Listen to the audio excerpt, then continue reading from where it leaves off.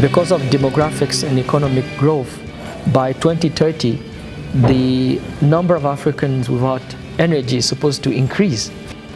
And this initiative is a transformative program based on renewable for Africa that has been launched during the COP21 in Paris. It's the ambition of that initiative is to provide 300 new and additional based on renewable by 2020 to the energy system in the continent, and then with an initial 10 giga by 2020. That is all modest if we compare to the needs of the continent, because we need a huge amount of electricity and energy, but it's also quite challenging because it's related to a number of issues we need to tackle at the same time. COP22 is about starting to draft and decide on the rules, guidances and modalities for the implementation of the Paris Agreement. The bulk of our population is in the rural areas, so it is important that that area is looked into. We also have been having programs like the biodigester programs for institutions, our schools, our clinics.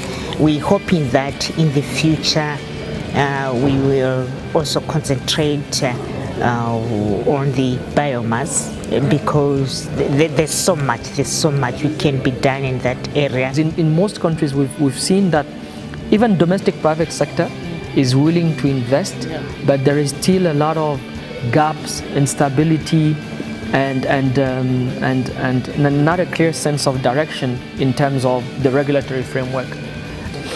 If there's no energy, there's no energy, no industrialization. No industrialization, no development. Well, no development, well, it's done. We know exactly what to do. We know what to do. Yes, we have an idea of what to do, and those are the NDCs. Yeah. But how are we going to do it? Yeah. That's the question. So it's about resources, it's about capacity building, it's about mobilizing the finance that exists, it's there. Yeah. The money is there, but how to mobilize that money and use it. It's all about capacity building. But when I talk about capacity building, it's about, it's across the board. It's how you build institutions, you create the skills to build projects, bankable projects. We have to generate more than 60% from renewable energy. It can be solar, but mainly solar, biomass, also biomass that can create the value chain, and also through mini hydro.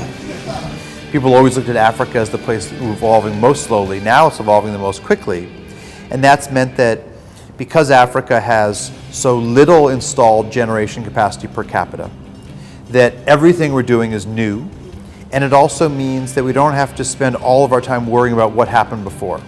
Africa needs a huge increase in generation, from off-grid villages and homes to central grid, and so much of the infrastructure that is here dates to the colonial era. We really need to rebuild lots and lots of resources to bring energy to businesses, to homes, to everything across the continent.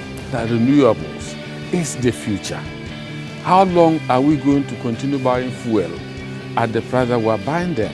We have to let them know renewables saves our environment. We have already seen how we are suffering from the from the climate change, the effect of climate change.